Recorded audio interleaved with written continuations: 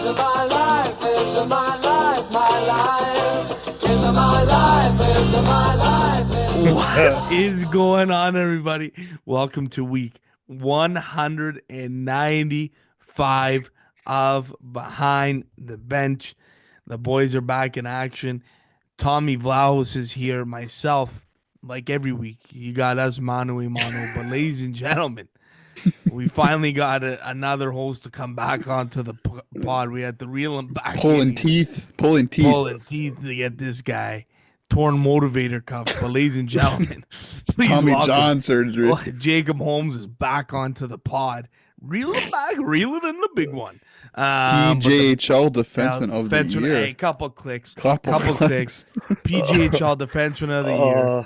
How you doing? You go 0 dark 30. Nice. 0 dark 30 so quick. Like I did, and I want to apologize to you guys. No, not us. Hey, you got listeners that have been asking where the hell you are. So the listeners, I want to apologize for going 0 dark 30.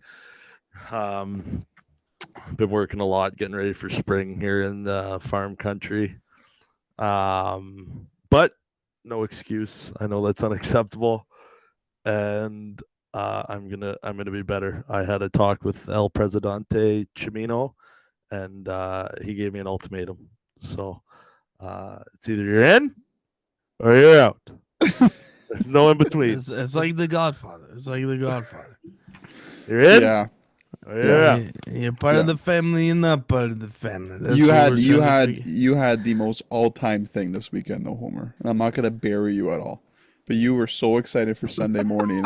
And then Al calls you to join the pod because we filmed a little bit Sunday morning this past week. Couch-ridden. This guy answers the FaceTime. I'm like, oh, or are you a safe for sore eyes? And Dude, it wasn't even that early, man. You wake up before all of us for work. He's looking at me. He's like, well, what's up, man? He had no idea. I'm like, you forgot we're recording Sunday morning? Oh, he's like, I'm usually pretty good getting up, but like, I don't know what you called me. You called me like at 10 o'clock. 10:05. I said this guy's sleeping. I wasn't 100%. even at home. I was at my buddy's place on the couch still, where I slept. Just a gong show, a gonger. No, but I wasn't even like, I don't know, whatever. Hey, you're in. Hey, you're here now, or you're out. Yeah, literally. You're here now. The motto of the pod: you're in, you're out. Availability is the best ability. I'll never stop saying that. Jim, it's I true. can't wait to wrestle you. Words to live by. Words to live choke by. You out. There is nothing worse though, and I think some listeners can attribute to that, is having a group chat, and sometimes the group chat just ends up being two people talking back and forth. Thanks, Al. Me and you. There's nothing worse than that. But we hey, have a group of five. we have a group of five. That thing. Like, I'm not I'm never on my phone. Like, I'm just not. Yeah.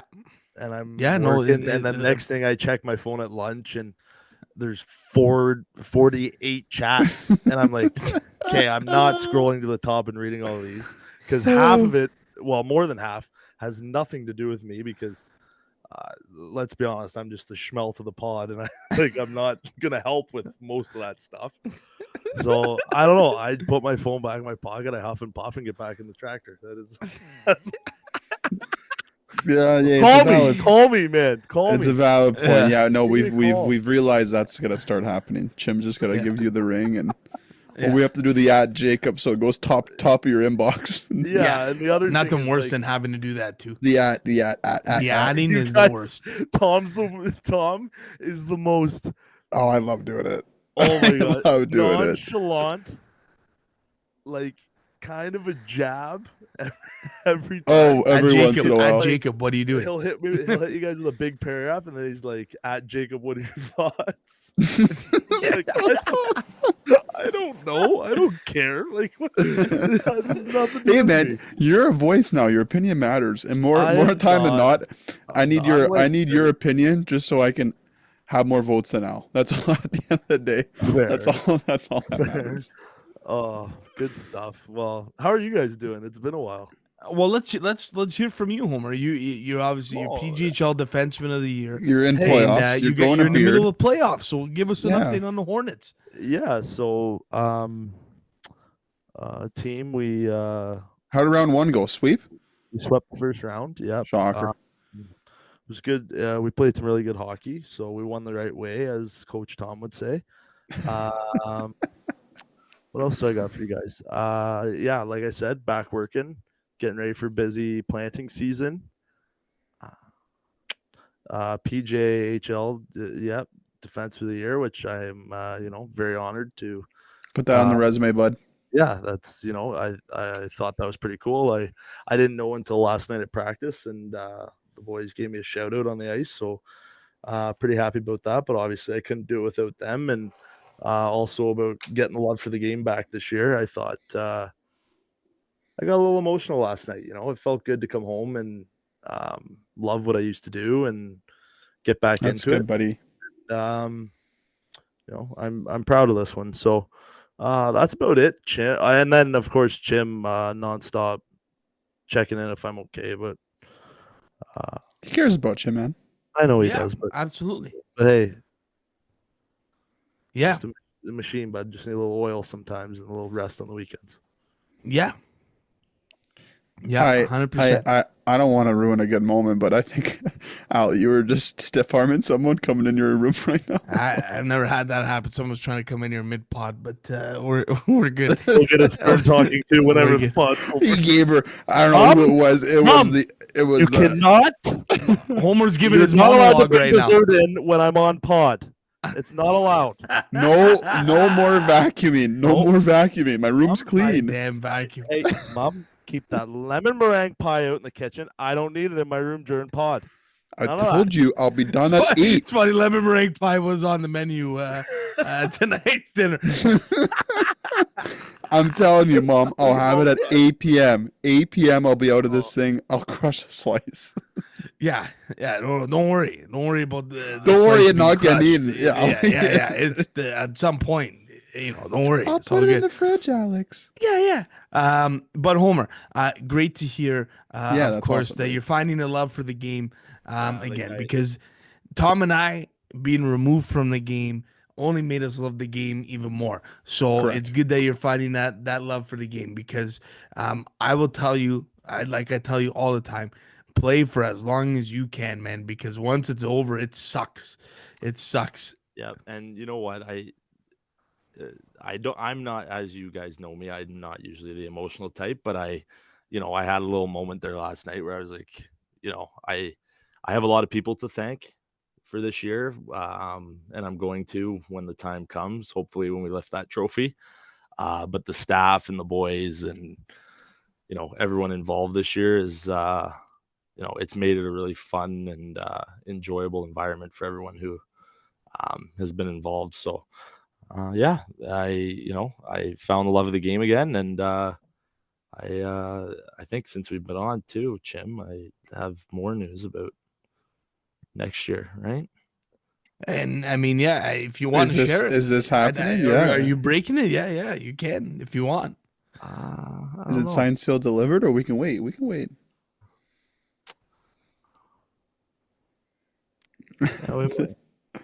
I got a better idea for this, so we're just gonna save that. We'll save it. We'll cut this out. We'll save it. No, we can keep it. We can give some. Yeah. No one's gonna know. It's fine. Honestly, we're leaving some suspense now for the. Yeah, you signed a 10 by That's 10 good. with Farm People- Country. No one knows. Yeah, potatoes for life, baby. Yeah. But yeah, no, it's been really good, and thank you boys for those nice words, Jim. Was that so hard being nice to me, or? Hey, listen, I give credit when credit. He's is due. actually got a heart at times, but something He's good like has to a- happen in your life. That's all. Grinch. Someone's Man, got. Vince, Hey. he had to steal all my presents before his heart grew, and he could say something nice. No, Mr. Homer. Grinch. Something really good Someone's has got to to lead happen. the ship. Someone's got to lead the ship. Something Someone's gotta really lead the good in ship. your life has to happen for him to, give you your flowers. Hey. I'm gonna start calling you Mr. Grinchy. Mr. Grinchy. Grinchy. Go watch boy. The Last Dance. Richie boy. Watch The Last Dance. Jordan didn't make friends. He had teammates. You're comparing yourself to MJ. We That's are not awesome. 96 Bulls, but Listen, I'll tell you right now. I have that mentality. That's my mentality. I'm We gonna are the choke you out. 96 Bulls. choke We you are. out. Come We on, are the Al. 96 Come Bulls. on, Al. Jesus, Plum man. your Pippin. Homer. We got to start Dennis five. Rodman. I'm Oh, then- Dennis Rodman. Yeah, Going you to are Vegas Rodman. on a Yeah, hiatus. that's right. That's Al, right. you're more Yeah, like the gone to Vegas. 2024 Raptors. Like No. You're Brandon Tommy, Ingram. You're Pippen. Homer is Rodman. Roberto, Steve Kerr, and Who Tom. are you gonna give? Who's the big guy for Mace? Or we give him Paxson? Yeah. I was thinking Paxson more. was in '96 though. I was thinking more Steve Kerr for Mace. Steve Kerr for Mace. Who are you? Well, you're Pip. Yeah. Oh What's yeah. Roberto? What's Roberto? Roberto's a trainer of some sort. I don't know. Roberto's coach. What's his yeah. name? Phil. Oh my God, Coach Phil Jackson. Phil Yeah. Jackson. Ooh, that's a good one. Here, I got you he's a Chim. great. What about Same kind of schnoz too. No, you know who he is, Chim? He's that Tony Kukoc guy. Oh, Tony Kukoc. Yeah, I yeah, love that. yeah. I love that. We got our Yeah. starting five. Tommy, Pippen. I'm obviously Jordan. Homer is Rodman. Mace. Mace is Kerr. Steve Kerr. Yeah. And Kukoc. I love that for Roberto. I love it. There's a starting five. But Tommy, how you doing, man? What's up? Yeah, things are good, man. I'm just happy to see Homer on. So I've honestly missed you, buddy. It's not like I don't like talking to Al one-on-one, but adding another voice to this is a little bit extra spice, So nothing's changed in my life, man. We had a night Friday night, Jim. We watched the Wolves get absolutely pounded by Saginaw, and I want to talk to Homer about the Saginaw Spirit. My goodness, are they a threat in the Western Conference? Followed by relaxing weekend. Didn't get up to too much. Al, I know you went to that Sunday game, so we'll dive into that. But honestly, everything's good on my end. I'm gearing up for OHL Cup. 2 weeks away. I'll be in Toronto. Ooh, yeah, I like that, Tom. So getting prepped for that. Team is finalized. And I just wanted to give a little sidebar. To everyone that didn't make the team, I mean, Homer is the one that's made it the farthest on the pod. For someone that's talking about it right now, I didn't make team NOHA, and hey, I had a heck of a last 2 years of my junior, or what do you call AAA career? Minor hockey. Yeah. Minor hockey. Thank you. That's what I was looking for. It's not the end of the world. There's some people that didn't make team NOHA that got drafted that same summer. So don't think like it's done. Don't think that scouts don't know who you are if you didn't make this team just because you're not going to one tournament. At the end of the day, if you're good enough and you deserve to play at the OHL level, you will get picked. So that's all I wanted to leave you with. We had to make some tough decisions, but all in all, I'm looking forward to the squad that we put together and hoping to advance Team NOHA for the first time ever to a quarterfinal game. It's pretty insane that it's never happened. So fingers crossed this year, boys. We'll see. Love it, Tom. Our team comparison, I'll give you guys an NHL team. I'm going to go with how about this one? Actually, no, that's not a good one because they're kind of not great this year.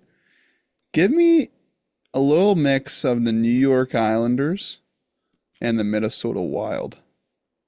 I'm talking low scoring, but I'm talking we're going to work our you-know-what off to maybe squeak out a win 2-1, 3-2 type of thing. So there you go.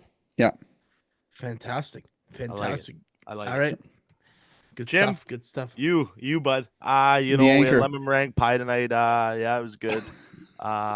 St. Ben soccer. Same old. School's busy. March break. Screaming. March break on the horizon here. 1 week away, and I'm off for 10 days. Teacher life. And don't hate the player, hate the game. Don't hate the player, hate the game. Are we right? I got hockey tomorrow night or tonight. I got hockey tonight. I'm gonna snap it. The stick's already taped. Maria did the laundry. I'm already ready to go. And we gotta wrap this thing up quick. I got a foam roll. But okay, Corny's bulletin board. We go here. I mean, you guys covered it. You covered it. We could go right. We go right man. to. Come on, Al. Come on, What's man. up? What's up? Tell us, dude. That you guys said it, man. Everything's good. School. Yeah, we got March break coming up. Yeah, and very excited for March break, and it will be a full sprint. Yeah, March break. We may have a couple trips lined up here, but very excited for that. And once we get back from the March break, it's going to be a full sprint. Soccer is going to be in full swing. 7 a.m. practices, so it is going to be a grind here for the rest of the year. But very excited for it, and yeah. All right, let's go to our Tristan Ritchie at Lake City Realty Performance of the Week. Are you thinking about buying or selling a home in Sudbury? Tristan Ritchie from Lake City Realty gives you more than just listings. He gives you honest advice. Tristan will tell you whether it's the right time to buy or sell based on the market, your needs, and his deep local expertise. You ready for a real conversation about real estate? Call Tristan at 705-920-6109 or follow him on all social media platforms at Real Ritchie. Your home journey starts here. Homer, what do you got? I'm actually throwing it to Landers boys up in the Burr. I want to congratulate the Cubs on clinching the regular season title in the NOJHL, the Vietnoj. There you go. Hey, can I piggyback though? Yeah, go for it. I'm going with the number one player in the league right now that plays for the Cubbies. Listen to this guy, Jim. We've seen him a few times, laced him up for the for the Wolfers, and I think we talked about him before. Lucas Signoretti, 90 points this year. Okay, how about this one for you, Homer? He is now top 10 in NOJHL history for points. So, and he didn't even play his full. No, correct. Right? I think it's basically the last. Third. I'd have to look at that, but he had 115 points, I think, for Espo last year, and he's got already 90 with the Cubs this year. So I think 2.5 years, but he's how many top games 10. They got left? Not sure. If they're just clinching playoffs, I'm going to say 10. But hey, man, he's a heck of a player. And the next closest guy for league scoring this year is on his team 20 points behind. so wow. Like he's just going to win this by a landslide, and he was reigning MVP last year. Obviously going to win it again this year. And like you said, Homer, Cubs clinching a playoff spot. You got to like the chances with the best player on the in the league on your team. So hopefully we can see them I like that. Do some damage. Good for the Bears. The Bears. Just 3 games left for the Cubbies here. Okay. Thank you. But good shout there, Tom. Good shout. They are ranked 7th in the nation right now. So big shout out to the Cubbies for sure. All right. I got 3 here for you. Okay. First, I'm going to go to Easter Seals. Okay. Easter Seals had their dancing fundraiser. Okay. Where some members of the community dance with the pros here, kind of like a Dancing with the Stars. They raised over $130,000 just last week for Easter Seals. So big congrats to them. Also, a massive story in sports here in Sudbury. The Cambrian men's volleyball team placed 2nd in the province, losing in the finals of the OCAAs, but a huge congrats to them. It was decades prior. It's been decades since Cambrian men's volleyball or Cambrian volleyball has been to OCAA finals. So big congrats to them. That's a hell of a year, historic year for sure. So big congrats, and hopefully we can get somebody on there. My final one is going to go out to a friend of mine. He's actually been on the show once, way back in the early days. But a good friend of mine, Carter Grace, wanted to shout him out. He is enrolling in the military. So I wanted to give him a big shout out. It's not easy thing to do to enroll and go through with it. So I want to give him a shout out. He'll be serving our country loud and proud. So big congrats to Carter. I think he's aiming on getting into the Navy. So big congrats. Love that guy.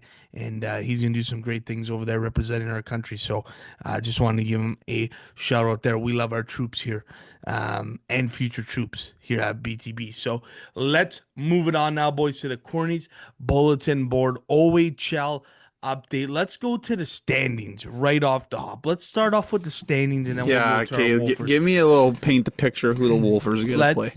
Let's paint the pictures here. 4 teams have clinched playoffs in the Eastern Conference. The Brantford Bulldogs are standing atop of the Eastern Conference with 81 points.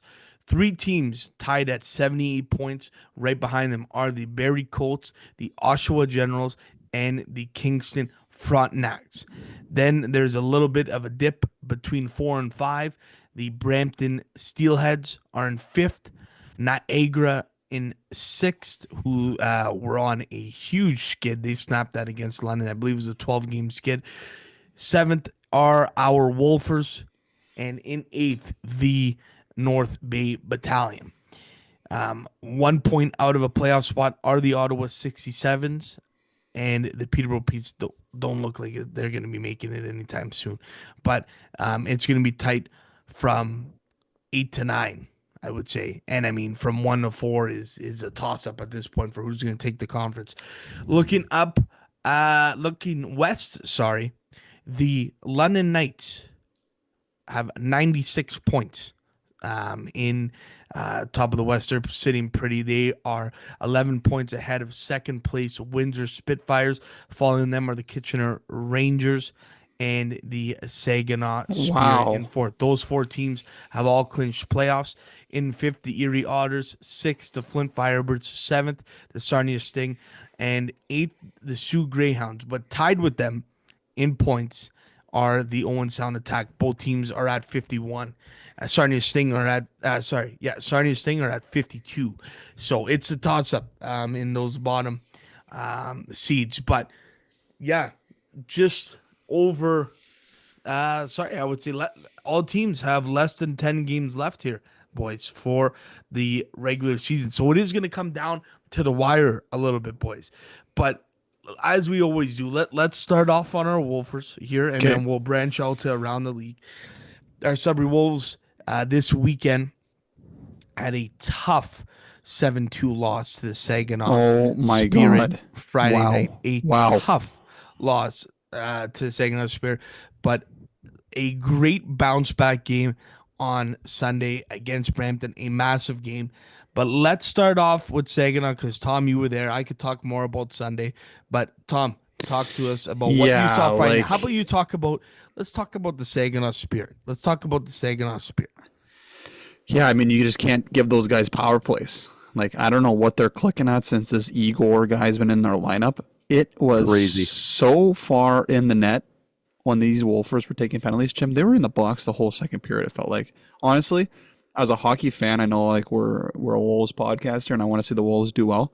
I was loving that I saw basically 14 minutes straight in that second period right in front of me of Saginaw's power play. Like, the Wolves could not get out of the box and the puck just cannot stop going in the net. Like, how Zane Perek didn't make that World Junior team, I will never understand. That's wild. He was skating circles around everybody.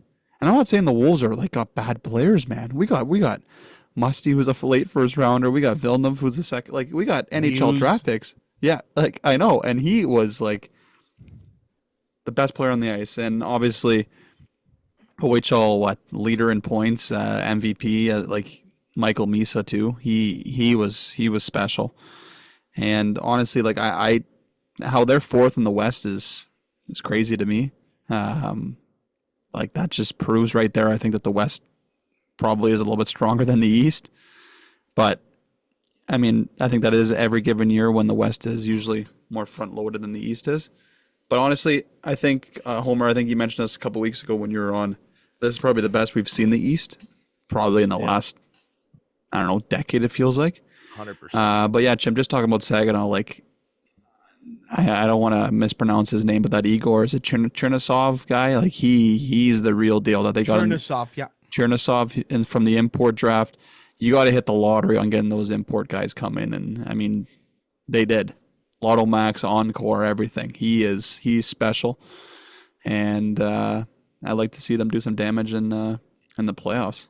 So they're front loaded though, man. They got 5-6 guys that run that power play, like I said, and then their bottom guys are meh. But hey, when you got the best player in the league and one of the best D-mens too, you can do some damage. So that's really all I got. And the Wolves didn't look good, Jim. We've talked about their discipline for the last 2 months. They can't stay out of the box. Like, I mean, you can dive into Sunday. I wasn't there. I'm really happy to see what Walton was saying post game, that this could be, a step in the right direction for them to go on a little bit of a run and a little bit of a heater right before playoffs. So let's hope that's the case.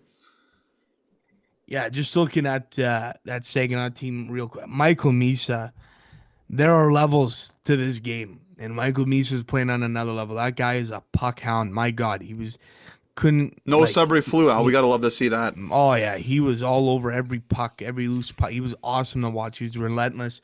Both teams, I did say, were the most penalized teams in the league, and it showed. Both teams were taking penalties left and right.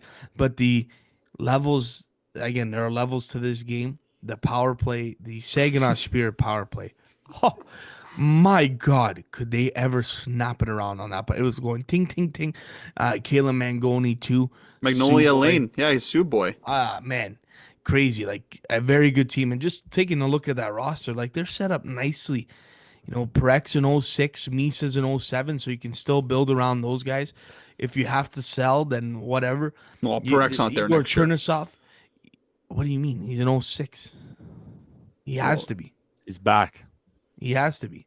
Unless he's in the show. Chernisov is in 05. You don't think he's making the show next year? Are you kidding? No. He's a top 10 pick, no? No. Wasn't he 6th or 7th or something like that? Homer, come on. Can you tell him, Homer? I want to say 9, but he was 9. Top You're 10 right. pick. You were right. Top 10 pick. Hello? Those guys usually play a year after. No? I wouldn't say. No, Am I drinking the Kool-Aid here? Was he Calgary too, I think? Yeah. Oh, God. Come on, guys. Tom, he's very good. I to be honest, I don't think he's NHL. Hey, for the league, I'd love to see him back, but he is yeah. I don't think he's ready yet for the NHL. I think he'll come back, light it up. Maybe he'll probably go to London if they want to trade him, but I don't think they would. Like, they're gonna have him and Misa back. Like, you're right. And they You're right. And this Chernisov's an 05, so he could theoretically come back as well, but he probably won't as an 08. He's going I doubt it. AHL. He's a first rounder as well. Second rounder. Is it second rounder? To San Jose. Yeah, that's right. Second rounder, San Jose, correct.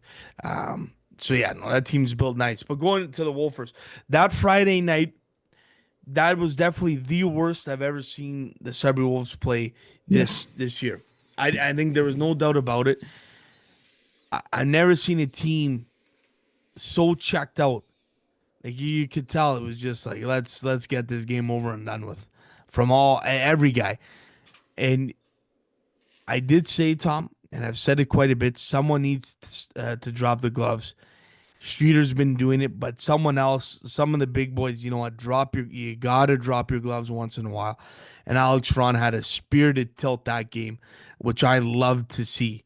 He had a nice shiner out of it, but again, especially for Ferran, I love that in his game. I think he's a big boy. He can chuck him, especially in this league. I would love to see him light guys up a little bit more, but he's definitely sparked a little something in that team.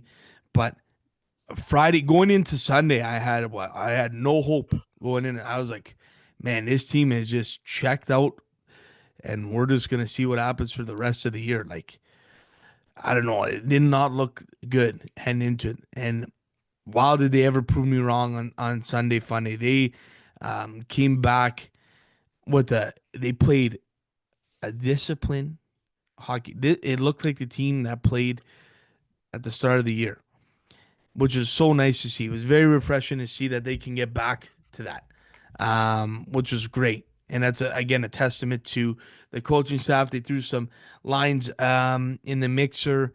Again, disciplined some guys on that Friday night. Some guys sat the whole third period. Actually, Andre Molnar sat the whole third period in the Saginaw game. He had 2 goals in the Sunday game. So that was a great move there. And a great game. It was a great hockey game. That Brampton side is a good hockey team. Very good hockey team. They're going to be sneaky. They've been reverse sandbagging quite a bit this year. Jack Ivankovic, boys. Whew. He's nice. He's nice, man. He is a nice goalie. Very good. I was shocked at his size, to be honest. I forgot that he wasn't the biggest goalie out there, but so calm. Was getting every puck. Yeah, he was great to see. He made a 6 save in overtime, boys. Villeneuve had a wide open right before cage. the goal, eh? Yeah, wide open cage and went off his paddle. I believe off his paddle to Walton, who buried it. But wow, what a save! But that Wolfers team, man, able to get the job done. Able to get the job done in overtime, and you could tell, like, you know how we said Canada needed a win bad at the Four Nations. They needed this one. The Wolves needed a win, man. The Wolves needed a win, and they got it. It was a big win. So let's see what happens for the rest of the way here. I'll pull up their schedule. But Tom, you got anything to add? Well, I believe, Homer, what do you got, bud? I don't, I've been busy. Haven't been really watching or keeping a close eye as I should be. And you guys know best up there. You guys go to every game. I haven't even seen the Wolves play yet this year, but all I do know is I'm very excited for playoffs. Very excited for playoffs. I will be going to Barrie to watch 100%. Love it. Love it. Like, Jim, I think they play Wednesday, eh, bud? They play Wednesday. That is correct. They play Wednesday against Niagara at home. They play Oshawa Friday, Barrie Sunday Funday. Though that is as tough as a schedule as you're going to get. And then on the road Tuesday in Brampton. Then the following Friday against Brantford. So the top 6 teams in the East. In the East. Why is Niagara here on a Wednesday? It's just a weird game. They have these weird Wednesday games, man. No idea. Maybe Niagara must be going on a swing. Yeah, they're playing the swing. Yeah, and North Bay. For sure. North Bay, probably. Yeah. But we're talking about that top 4 teams in the East, Jim. Like, I honestly don't know who I'd want them to play. I still go with Kingston. I can't wait to choke you out. Kingston, but Kingston. Choke you out. If the playoffs were to start today, hold on, I'll tell you who the Wolfers would. Oshawa, no? I have my standings. Yeah, I believe it's Oshawa. That ain't it. I don't know where my standings went here, but it would be. No, they would play Barrie. They would play Barrie. Yeah, that's good for Barry's content. Homework can go to the game. Yeah, exactly. And do exactly. What? You shoot it on my DS? No. Go get an interview with Wakely and the boys, and and the boys, and there you go. Van Stutzel. One thing I want to mention about the Sudbury Wolves, I never got to talk about this, but I gotta love the amount of Italians on this team. As a guy from the motherland, God, I love to see the amount of Italians we got on this hockey team. Yeah, slow pace. Jack Ziliotto, Lucas Di Giantommaso, Luca Blonda, Hudson Chiraroni. Are you kidding me? Nick DeAngelis. Is DeAngelis Greek? I don't know. We had him on. He's Italian? Jim, you're just naming guys with very slow pace that just have unlimited hockey IQ. That's what the Italians are. Slower boots, but man, they see the ice great.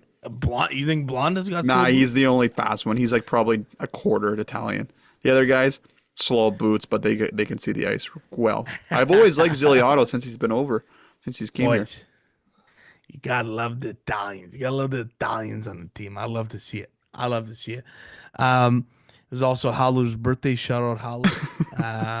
It was a good weekend for Howler. He was fired up. But let's go around the OHL. Yeah. Homer, what's the word going around in Kingston? Any word on Kingston? How are they feeling over there? The France. The boys won 14 straight at home. That's all I'm gonna say. Enough said. Mic drop. Homer, you're that confident, eh? What else you got around the O though, Homer? What else do you think? What else do you think around? Like no. Before you answer that, you're confident that these guys will like beat out Barrie and Oshawa and all the heavyweights too? Or would you say it's gonna be a really good series? Like are you confirming it? Like 100%? Like Yeah. my Leafs going all the way? No, because like the Fronts are actually gonna do something. The Fronts are gonna do something. The Fronts All right, look man. nice. All They right, look nice. that's good. Chim, look to answer your nice. question about the rest of your just excited for playoffs. Like Barry, Oshawa, Brantford looks really good. In the West, it's like I don't know if you guys have like spent like much time like looking, but it seems like it's like London, and then it's like Gap. a six dog race. Correct. That's how I see it too, home. Like London just seems like they're on another level in that side. I'm a little bit recency biased here because I saw Saginaw, but I got to give them the edge over Windsor. No, or is Windsor's legit? Eh? Windsor's good. They're all good. You know what? At the end of the day, they're all good.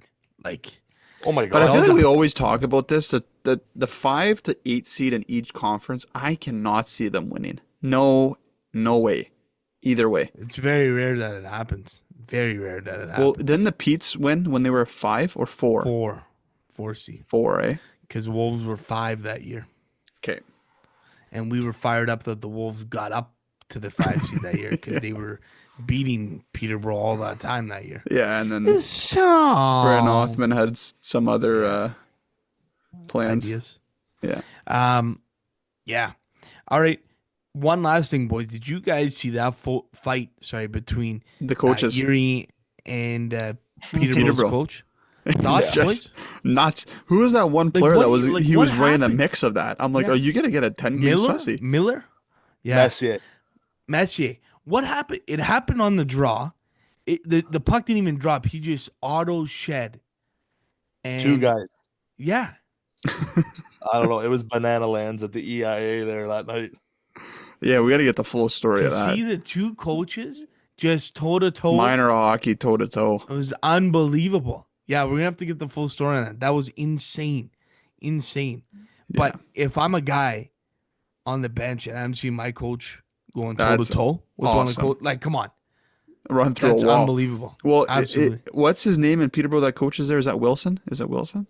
That's right, Rob Wilson. Rob Wilson. Didn't he sign like a 10x10 or something? Like he's 8x8.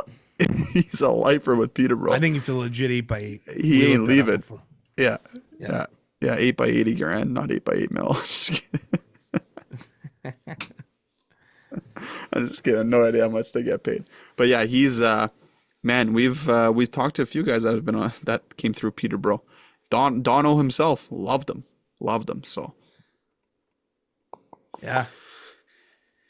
gotta love to see your Wild. coach go to bat for your players though. Whatever happened, it had to be injury related, or you're trying to injure my players type of thing. Like one of those. Yeah, absolutely. No, it was sick to see him go head to head there. That was unbelievable. You don't get that type of stuff at the Sudbury Community Arena with the benches across from each other. Was that always weird, Homer? Oh yeah. Did it Yeah. matter to you guys? Did you guys? No. Well, it's there in Peterborough. Yeah. The only 2 spots. It was crazy. You could be like full on chirping a guy for a minute 30 in between your next shift, yelling at him across the ice. Yeah. But yeah, That's good. That's good. Love it. All right. With that, folks, we are gonna send it over to our interview.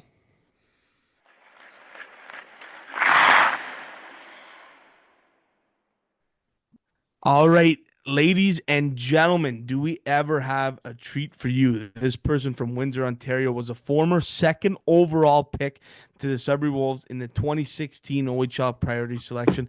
After a year with the Wolfers, he went to the Guelph Storm where he won an OHL championship. How are you? 2018, 2019. Then finished up in Flint. Since then, he spent 4 years at the Queen's University, having 25 points, 26 games this year. They are deep in the OUA playoffs. Please welcome Owen Lalonde to the B2B podcast. How we doing? Couple clicks. Thanks for having me, boys. Couple clicks, couple clicks. Owen, the boys are in the middle of playoffs right here. You guys swept the U Ottawa, and now in a tight one in Concordia. How the boys feeling? Yeah, I mean, like we were talking about a little bit earlier, quick playoff series. So, I mean, best of three. So, I mean, it happens quick. Like it's game five, six, seven right away. There's no game one, two, three. So, I mean, it's just different like playoff hockey, right? So, Concordia's good. So we got a game tomorrow night. So we'll see what happens there. Yeah, wild. The 3 game series is wild, and like you mentioned, the mentality, right? You're kind of right in it, right off the hop. Yeah, I mean, I actually just took that from that little saying I just gave you guys, the game five, six, seven from another former Sudbury Wolf. Actually, is I don't know if you remember him, but Pat Sanvito. Oh yeah, Remember oh that yeah. big boy? Yeah, I was lucky enough to play with him in Sudbury when I was there for the year. He got traded like around Christmas and he was Yeah, an overager. So and I already kind of knew him from Windsor at that point. So I got to play with him there and then I played with him at Queens too. And he's still around Kingston and he was talking to the boys the other day, and that's actually what he was saying is that it's actually game five, six, seven. So there's no like just dipping your toe in the water. You got to get right into it. So it's just uh, different. UA hockey is just different. yeah, Words of big wisdom time. from Patty Sanvito. I Patty miss that guy. Sanvio, we're gonna have to get him on I too. miss that That guy. was a I good gotta chat. text him. I forgot he was Um, your coach, Homer. yes, he was. He was. He was. He felt more like a teammate, but he was my Yeah. coach. Yeah, Yeah. yeah. Okay, we're gonna get into some questions here for you. We're gonna go right back to the start. Take us back. How'd you get into hockey? Uh, well, my dad would always build us the rink in the backyard and whatnot, like pretty classic Canadian family Yep. story. But yeah, like just growing up in Windsor, I mean, played hockey since I was about four. Like I'm sure most of other people, same thing, right? But yeah, like Riverside is like the little area in Windsor. I don't know if you know Riverside, Homer, just Yep. from around Windsor. Yep. Yeah, so I grew up in Riverside and played like minor hockey there, and then AAA Windsor all the way growing up to draft year and stuff. So yeah, just grew up from having a backyard rink and playing hockey and stuff like that. So That's awesome. I like when guys are loyal to the home soil. yeah, no, I didn't want. Like you're not your True. parents weren't faking the divorce to move you to a condo in the city. Like you were No, staying in no, Windsor. That's good stuff. faking the address in Toronto or anything like No, that. you can't be doing that. Yeah. Can't be No, doing we that. didn't do that. Um, right on. So, when did you know that you wanted to pursue hockey at the next level and take it to major junior? Um, I don't know. I mean, I always like I didn't really realize that I was that good like when I was younger, but as I kind of grew up a little bit older, I actually was forward until I was about probably 12 or 13. And I switched to a D-man and it just kind of took off from there. But like yeah, like Bantam major year and then midget minor, it kind of excelled a little bit more and just like as OHL teams started like talking to me and stuff, I mean, I kind of just realized it was a possibility. I'm sure you were kind of in the same boat, but yeah, like when I Fly was under the younger, it radar. wasn't even a thought, to be honest. It Fly was under the just radar. it was just going, you're just playing with your buddies, right? Like there's no thought to that. No, yeah, absolutely. Right on. Jim? Yeah, and yeah, did it ever get a real draft day going number 2? On so like was that on your radar? Like were the Wolves on your radar at 2? Um, no, honestly, not at all until we went to the OHL Cup that year. And I remember talking to, at the time, Barkley Branch, who Yeah. was the Wolves GM. I had a pretty good like OHL Cup, so I remember him just taking a liking to me, and that was the first time I had chatted with old Barks was at the OHL Cup, and it just kind of took off from there. But before that, like not at all. No. Wow. Wicked. Okay, gotcha. So I guess how did were you guys announced the day? Is it what the top 3 announced the day before the draft happens, or is it just one? I think just one, but Yeah. I had known like a couple days before. Oh, okay, Like they gotcha, had like yeah, like Sudbury had reached out to me like a couple days before, but it wasn't like public. gotcha. Yeah. Okay, Yeah. gotcha. Cool, Cool. So what was your first impression on Suds? Like, were you ever here before? Like, I always love asking what the boys think of the city getting here for the first time. Well, I mean, I thought it was far from home for the first time I went. It's like, holy shit, am I like this is far. Like after on draft day, I actually went up to Sudbury like after the draft had taken place. Hmm. I mean, yeah, I didn't really know much about it, honestly. Like it was tough. Like I was 16 and it was far from home. So, I mean, which is why I didn't last very long. I wasn't too mentally strong back in those days. But yeah, I mean, it was just like it was just different, man. Like I don't know, like what I came from in Windsor, it just wasn't really what I was used to, and it was far from home, and it was just tough like adjusting to it. But yeah, like yeah, that's really my first thoughts. But I mean, as I moved on throughout the year, got obviously more comfortable. But Hmm. Gotcha. Yeah, yeah. No, absolutely. That's you don't realize it, but yeah, it's a huge adjustment. yeah, At 16, coming from Windsor. Were you like a big Spitz fan growing up? Like, would you go to games, and was there like a desire to play there? yeah, no, I love the Yeah. Spits. Like, I mean, those Mem Cup teams in So sick. 2000, Yeah, they were yeah, sick. they Yeah. were they were unreal. Like whatever, Taylor Hall and Ryan Ellis and Adam Henrique and all these guys who were on those teams. I'm sure I'm missing a few guys, but like watching them when I was young was pretty cool. So it just like, and when I was kind of coming into like my draft year and stuff, I would be around like the rink in Windsor and training there and stuff, and it just like saw like what the standard was in the OHL and like the rink and the facilities and like everything that like guys getting taken care of and whatnot. So it was just a big like difference when I went to Sudbury for the first time. Yeah. No doubt. Homer? Absolutely. And you already kind of touched on this one, but you know, a lot of people don't understand the pressure a 16-year-old could have going to a new town or a new city and, picking up and leaving home at that young age. Did you feel, a little more pressure coming in as the second overall pick? Like how'd you handle that? Well, obviously not very well. No, but yeah, no, I sure did. Like, I remember just thinking like, holy shit, like what am I getting into? Like, I'm Thrown ex right into the fire. Yeah. yeah, like I'm Yeah. expected to be the guy to turn this franchise around. Like, They uh, weren't very good. You were in the dog days of the Wolfers too when you got here. oh yeah, no, I mean it was, which I didn't know at the time. Like I originally I knew the coach, like I knew Matzo. I don't remember you met Dave Matzos, Yeah, yeah, yeah. Chim, yeah. Yeah. So he was a coach at the time and he like had some Windsor ties and stuff and it just like seemed to be a great fit. But yeah, like you're for sure, like there was just lots of pressure and like I don't know, at that point I was 16, I just didn't really know like what was going on still and I was expected like kind of turn this franchise around and bring a new era is what like the slogan was. So Yeah, it was new it just ownership. I was, think Zulich just took over. Yeah. yeah, Yeah. that was the first Yeah. year of Zulich. So I mean it just Yeah. was like everything was coming at me at like once and it just was like kind of overwhelming and we weren't very good. So like it just was, yeah, it was tough. Yeah, no doubt. There were some characters on that team. I was just looking at the roster.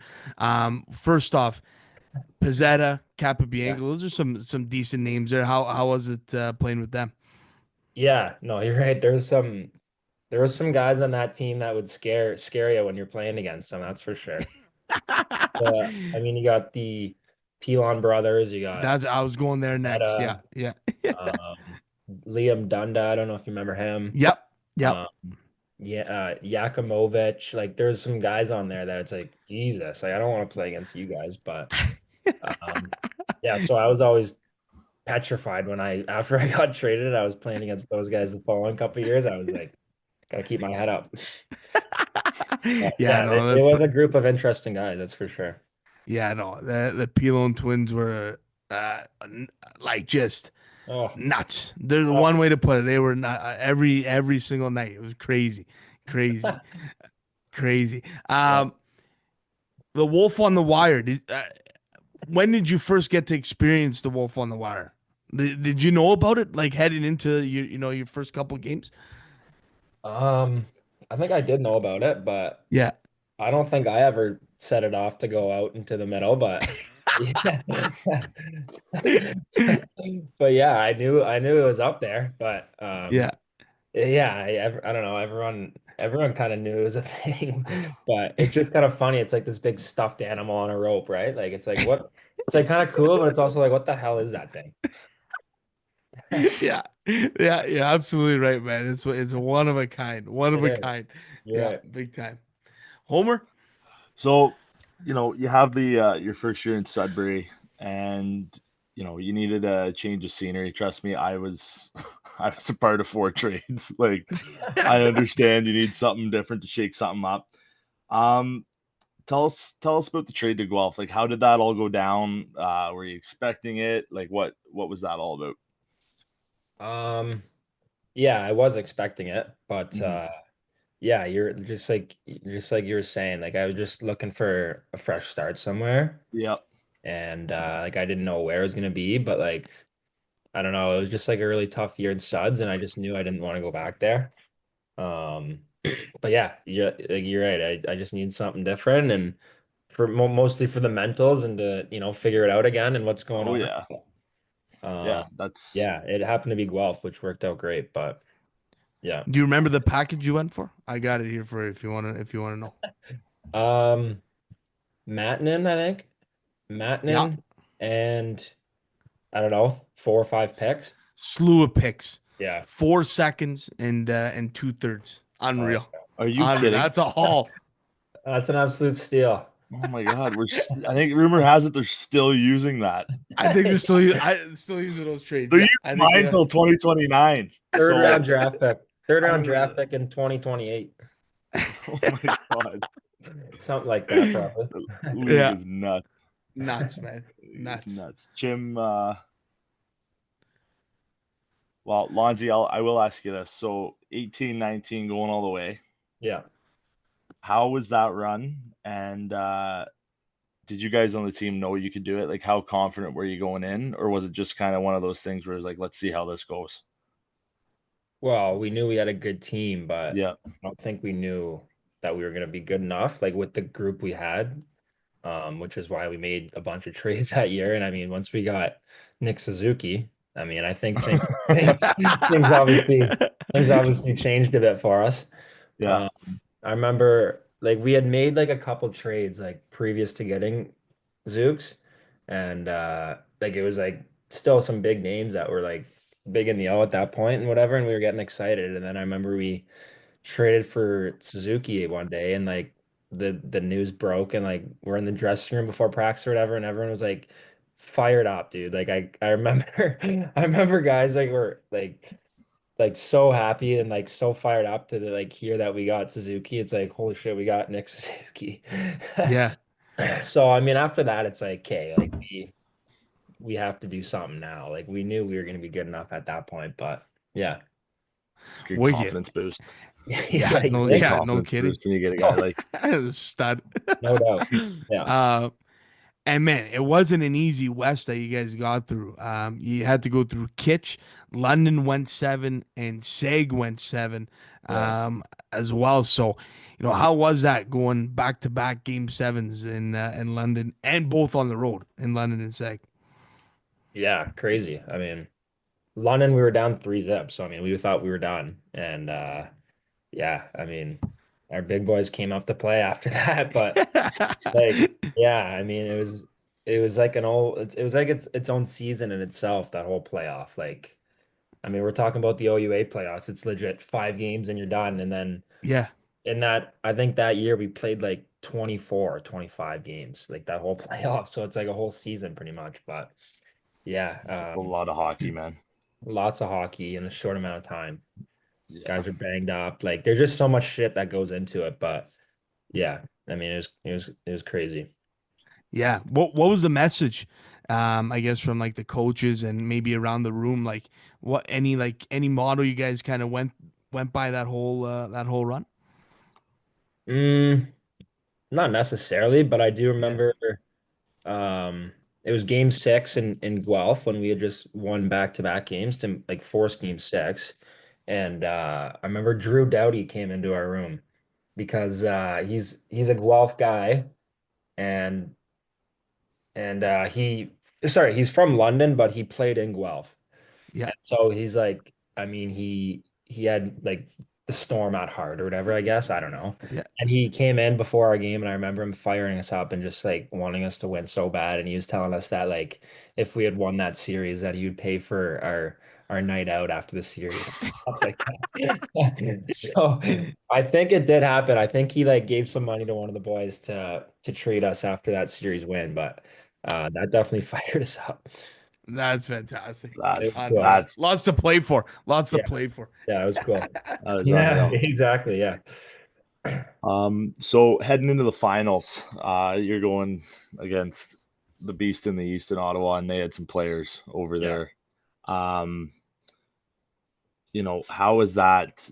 How'd you guys gear up for that? And how'd you guys? Because you guys had to figure out how to shut down Felliber and all those kind of guys. Because didn't they have 3 or 4 guys that were over 100 points? Yeah. Yeah. They Like had they Felliber. were. Did. Yeah, they were good.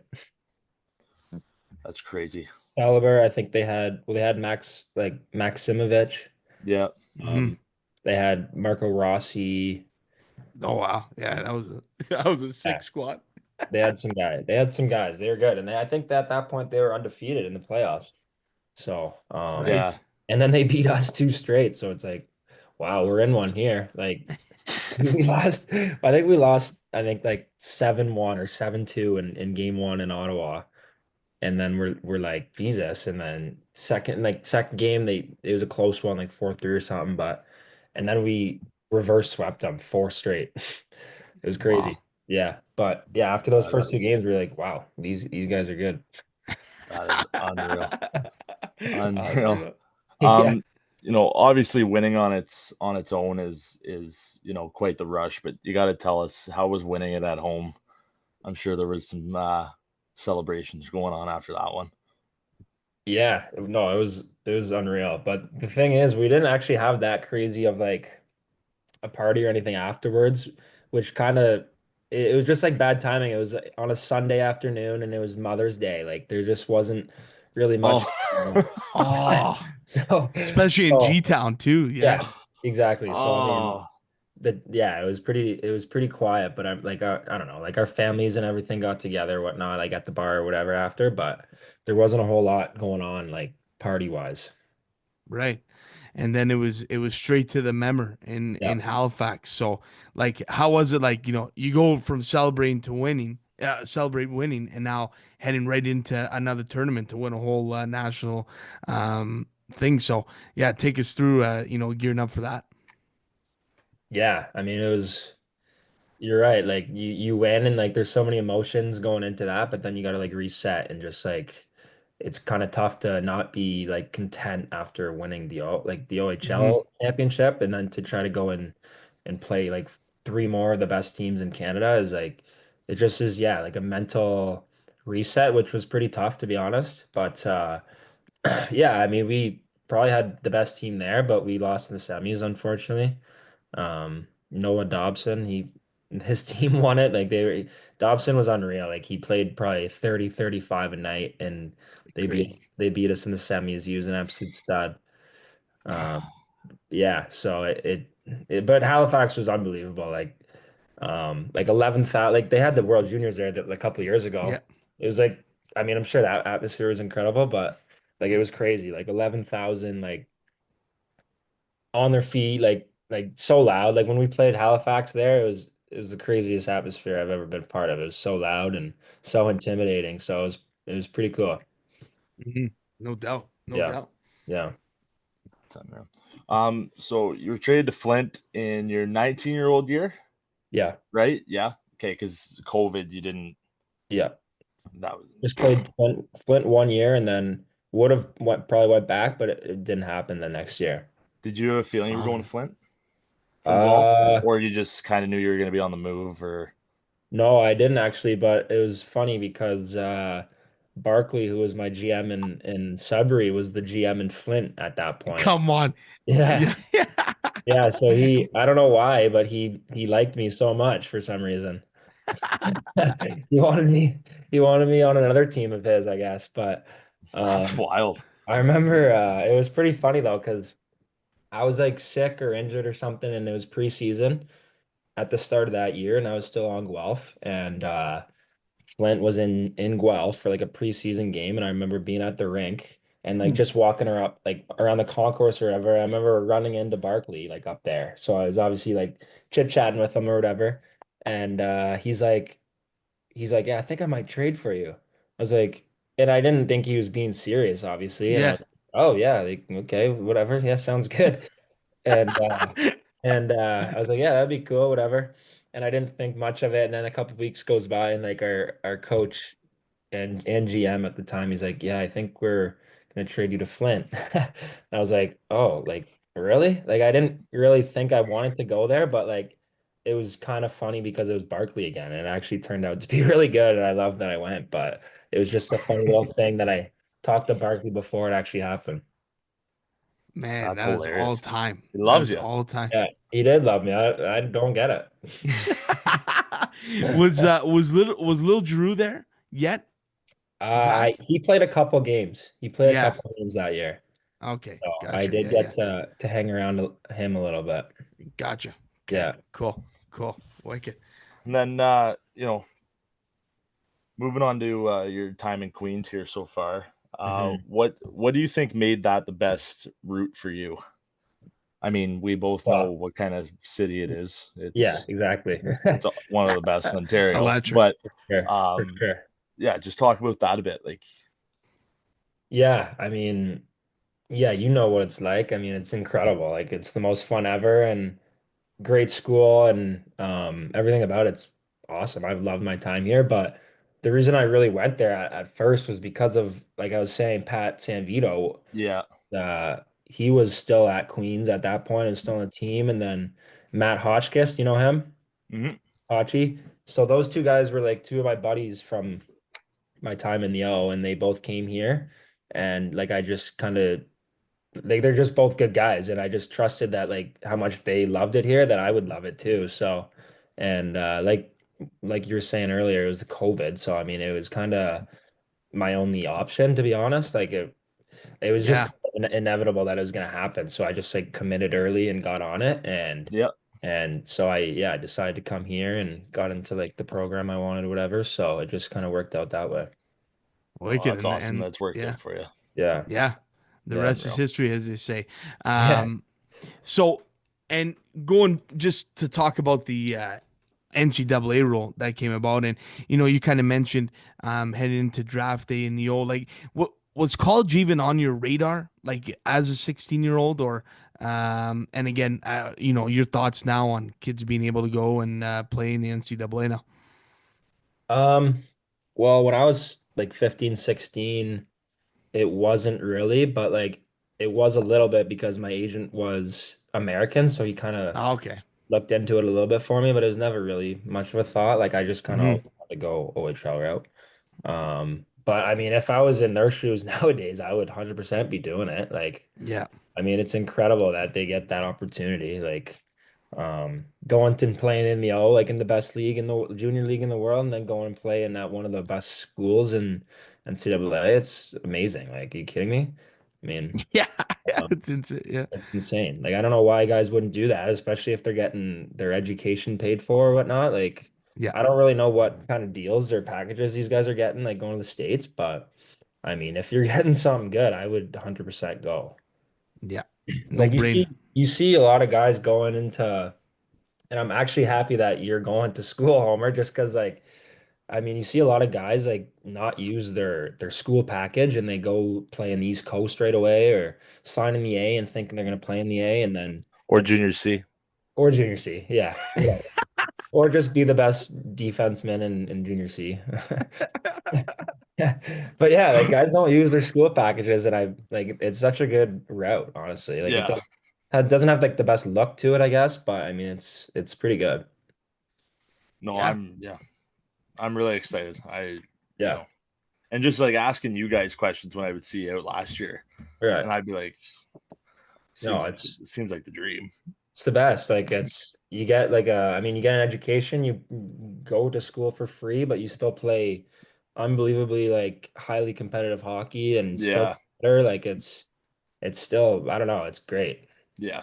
No, Yeah, that's awesome, no man. doubt. No doubt. Couple random questions we got here for you. Going back to your old days, I think like the OHL schedule for a lot of teams is an absolute joke. Like the amount of games and the 3-3s, I think is a joke. But what was the worst road trip for you? Which one did you hate the most, or which 3-3 did you hate the most on the road, if you had Um, one? 3-3. I don't know. I'm just kind of thinking about like our travel. I just remember our travel in Sudbury, like you would go, I mean, your closest game was 3 hours away. And then you'd get back, and I was in high school at that point or whatever. So, I mean, you're getting home at 2 or 3 in the morning, and then you have to wake up at 7 and get to school for 8. Like it was, Go see Tommy at school yet? yeah. Well, I didn't, I was gonna say that like my time at St. Charles was some of the most like fun days I had in Sudbury, and I love those guys, man. Like those guys are good guys, and that helped That's me. awesome. That actually helped me a ton that year is changing to St. Charles and meeting those guys and being buddies with those guys. But yeah, Yeah. it was a bit of a grind. Yeah, no doubt. No doubt, man. That's good. And what's the off season look like for you? Are you a big golfer? Yeah, yeah, I do golf, Yeah, but gotcha. yeah, it's not like it used to be where it'd be strictly training. But yeah, there's gotta be some work involved now. Yeah, yeah. How's the game though? Where's the cap? Are you like avid? You play lots or? I think my cap's like 12, 13 right now. Okay, okay, Yeah. Yeah. okay, So it's some good days, some bad days. okay. I like Yeah. it. Homer, you may have a partner, You guys maybe. get out there a decent amount, I see. Yeah, oh yeah. No, Yeah. we play a ton here. Play a Yeah. ton up here, but What's the course there?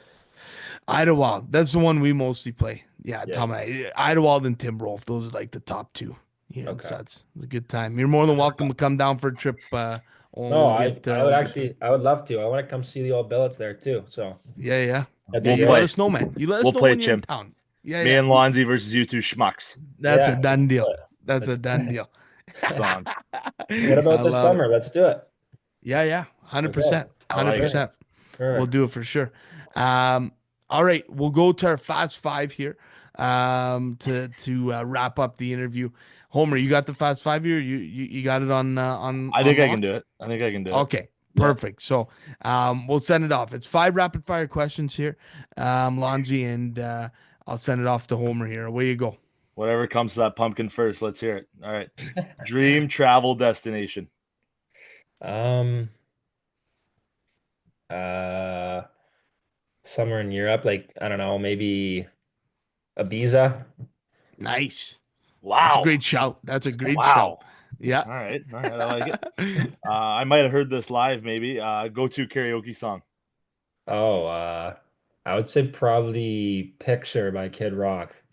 Oh, Did you Sick, guess dude. that? fantastic. Did you Sick, guess dude. that? That's awesome. Oh, no, I didn't guess that. I just Okay. shout out Toucan. Favorite hockey stick you ever used?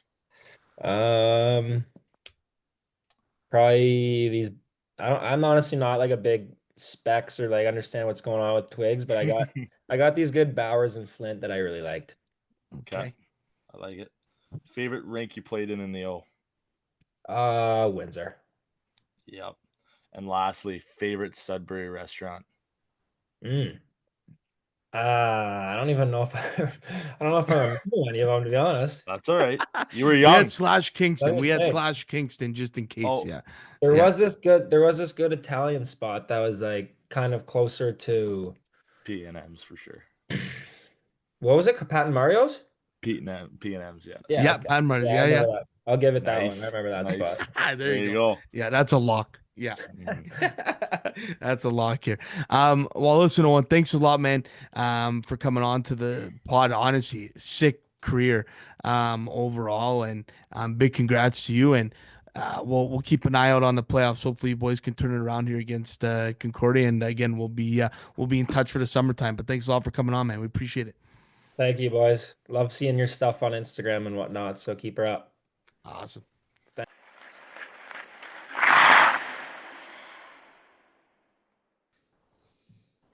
That was the interview, folks. We're going to move it on to our 4-pack. And my goodness, do we have a fantastic 4-pack for you. A very different style. We mentioned it on our Instagram story. We assembled what we believe to be the Sudbury Wolves quarter century first and second team. The OHL has been doing it throughout the month of February and March. So very excited to get that out there to the folks and get to see everyone's opinions on if they agree with us and where we could have went wrong. But I thought it was a great chat. Myself, Roberto, Tommy tackled that one, so we'll send it off to that 4-pack right now.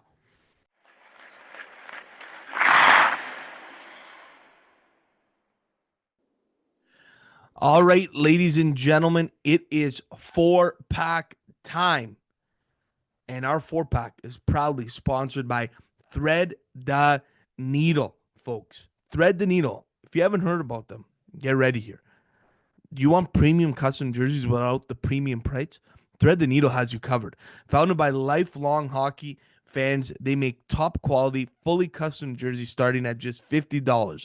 Ordering is easy. Submit your design, approve your concept, and get your jerseys in 3 to 4 weeks. Plus, they offer bulk discounts, quick turnaround, and top-tier customer support. Upgrade your team's look today at thread.needle.com.da. Look good, feel good, play good. BTB has you hooked up with promos here, folks. 10% off if you buy 10 or more jerseys, 15% off buying 15 or more jerseys, or 20% off buying 20 or more jerseys. Thanks to Thread the Needle for sponsoring this 4-pack. Folks, go and get your jerseys. All right, 4-pack time. And this is a different type of 4-pack here, folks. We're not really going to go through the snake draft style that we always do. We are here to debate the quarter century teams for the Sudbury Wolves. The OHL has been doing this across the league, and we decided that we're going to take a look at the Wolves here. 2000 to 2025, their career must have started in 2000. So, sorry, after 2000 or on 2000. So we have assembled our first and second teams here, and then we're going to debate on it. So, Tommy, Roberto, who wants to start it off here?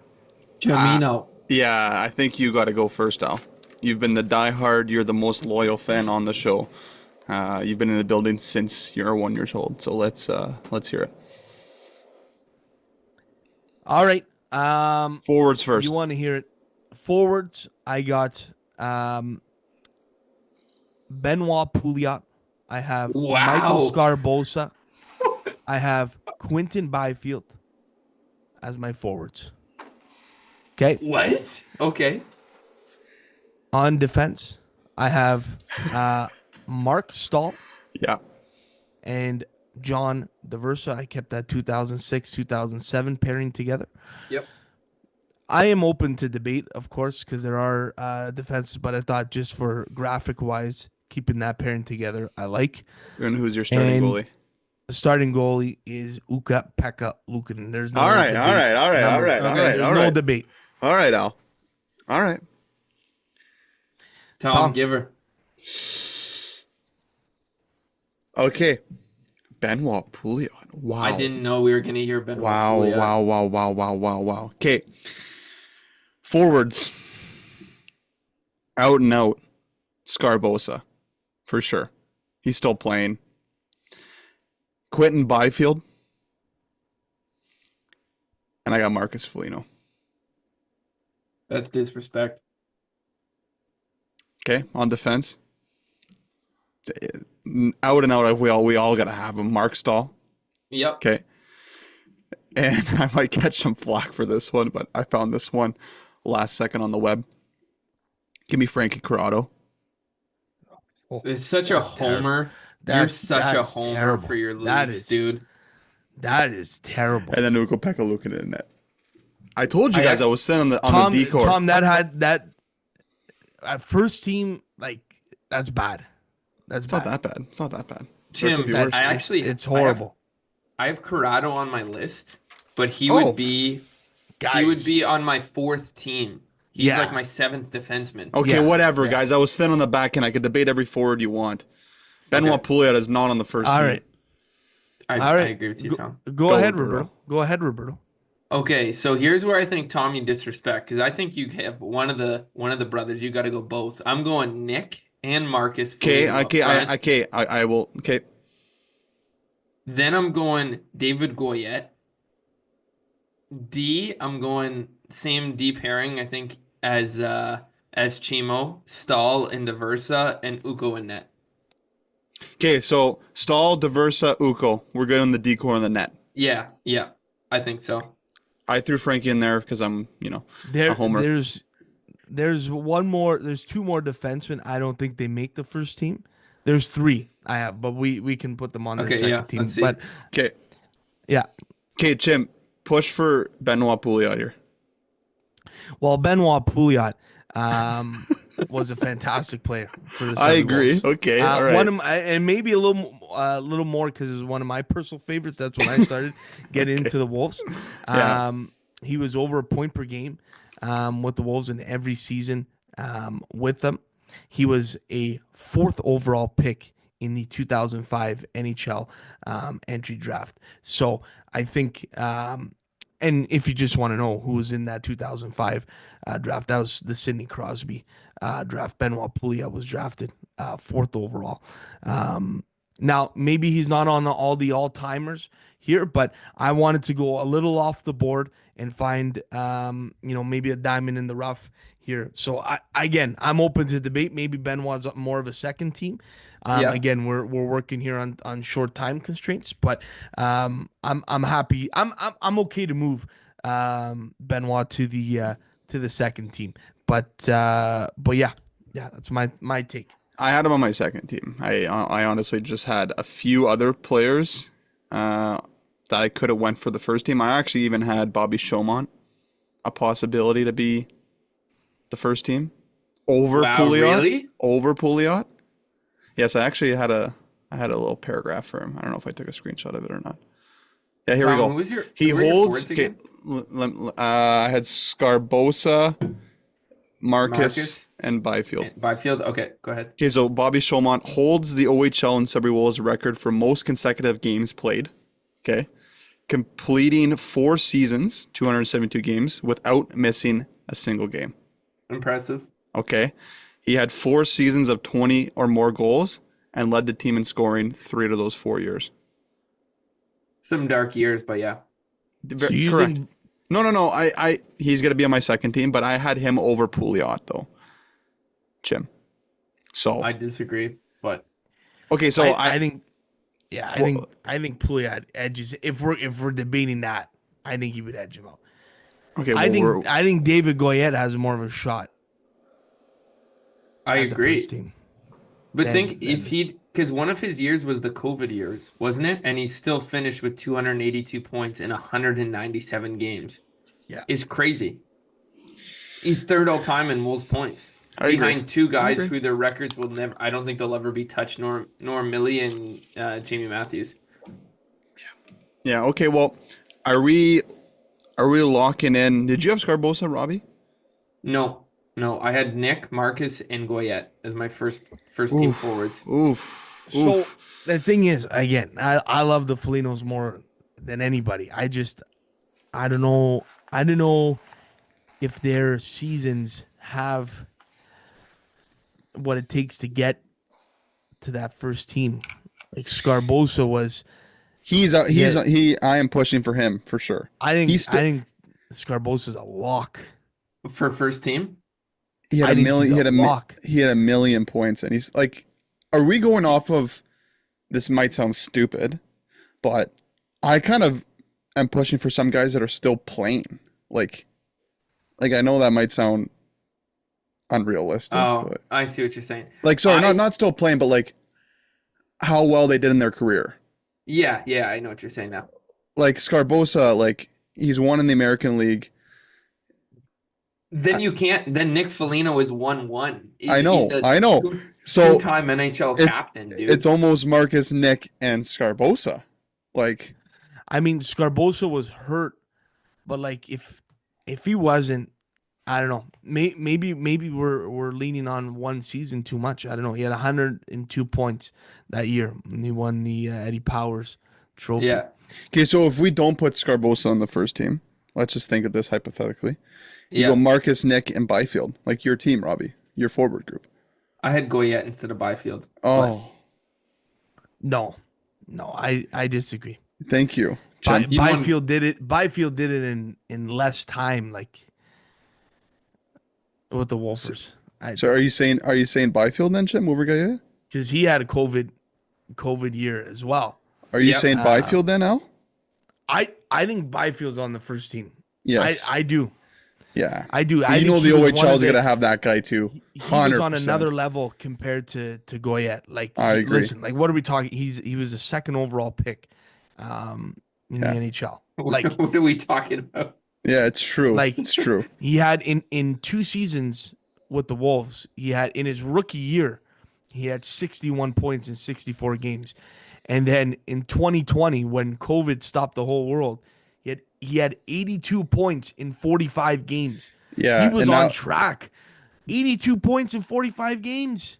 Yeah. He was and on that's track. that's when that team was going to do some damage in the playoffs. That's They sad. were sick. That's sad. That's sad. Okay, so I Okay, think but here- here's here's where I have to jump in and disagree. If you're thinking Wolves Mount Rushmore, like I think Nick and Marcus are both on that. I agree. So Like best Wolfers of all time that embody the Wolf, that when you think of Wolves hockey, you think of these people. For me, Nick and Marcus. I'm I know, generally okay to go Marcus, Nick, and Byfield. Like Scarbosa, he had 1.5 good years of 1,000,000 points. Like, but I'm not going Goyette in the first team. 100% not. No. I'll agree with that. I would go Yeah, Byfield. Because I had Marcus, Nick, Byfield, Scarbosa, Bobby Shaw as a side. So scratch out my Bobby Shaw. Give me both Foligno, Scarbosa, Byfield. Choose any 3 of those 4. I'm happy with. I had Felinos and Goyette on the second team. That's what I had. Foligno. Okay. All right. So we're all on the Foligno's same and page Goyette for on 1 second and team. 1 and 2. Like they're all there. Yeah. Jim, who'd you have on your first team again? Pouliot? You had Scarbosa, too. Byfield. Okay, let's agree to Byfield. disagree. Byfield. Byfield on the first team. Byfield's on the first team. And our D and our I goalies will are log already off if done. he's not on the first team. He's on the first team. He's on the first He's gonna team. play for 1,000,000 years too, and make the most money in Wolves history. Okay, so we got Byfield. Okay. Now, I don't know. What do you guys think? Like, I mean, do you give the edge? Like, Nick was a part of that. He was a big part of that big year in 2006, 2007. Like, the only time the Wolves have really gone anywhere. Do you put more weight on that? It's tough. He It's tough. had- Scarbosa was there for a year and a Yeah, half, Hal. Yeah, I mean, 3 seasons, Nick had 88 points. In 06-07, he had 88 points in 66 games, arguably when goals weren't getting scored as much in junior. His career totals, he's a career bang on a point per game. 196 points in 196 games. So there is the argument there. I don't know. It's tough. Because your argument on Pouliot was it was more nostalgic for you, but he was a point per game guy. But Nick dummies his total points, and he's a point per game guy. So for me, it's like Nick. And well, we look at Marcus.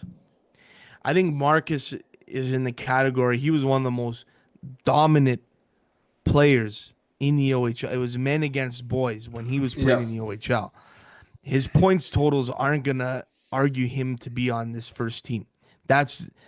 He was never gonna be a point per game. Okay. guy. Okay. But he was a captain. He was a legendary captain for the Wolves. Like, if the Wolves don't have Marcus Foligno. Like he played on the World Juniors, like there's arguments. I don't know. This is tough. This is really tough.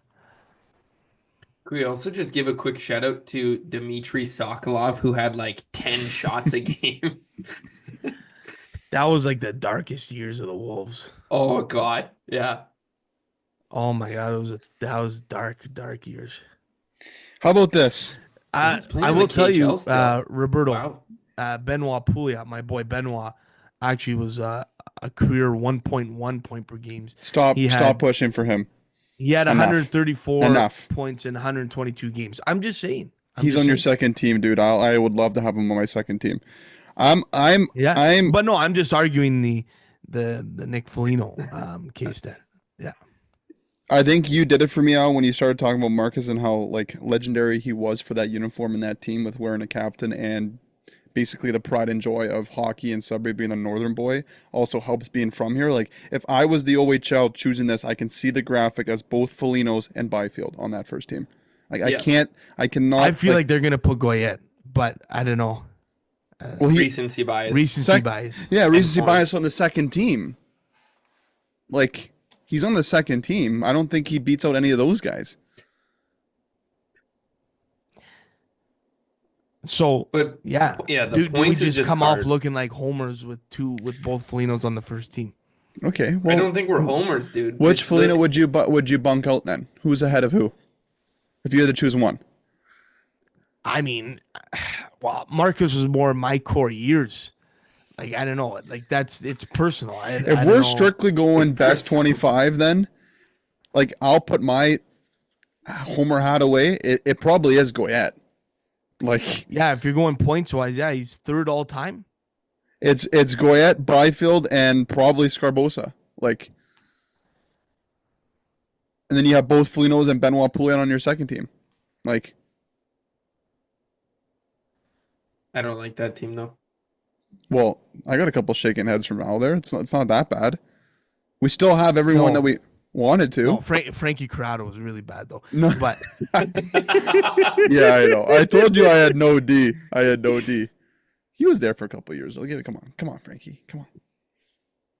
this is tough, man. Could we do a couple forwards that we haven't mentioned yet? Yeah, That I got a could few be, too. That could be second team. I obviously wouldn't put him first team, but Levin, who we talked about, No. first overall pick, 5 years, ton of points, I loved him when I Storts. watched him too. Yeah, Storts is on mine. all-time PIMS leader by a mile. I have Eric Odell as well. Eric Odell, all-time games leader, Macaulay Carson. I don't think he's on your second team, but I think it's just a shout out. Yeah, yeah. I agree with that. I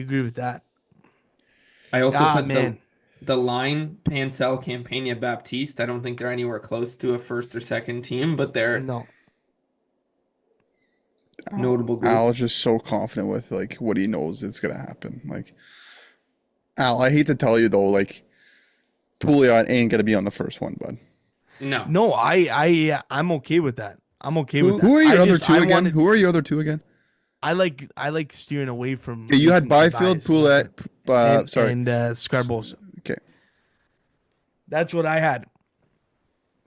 But okay, so the only So is argument Goyette? Are we moving Goyette to the first team? No. No.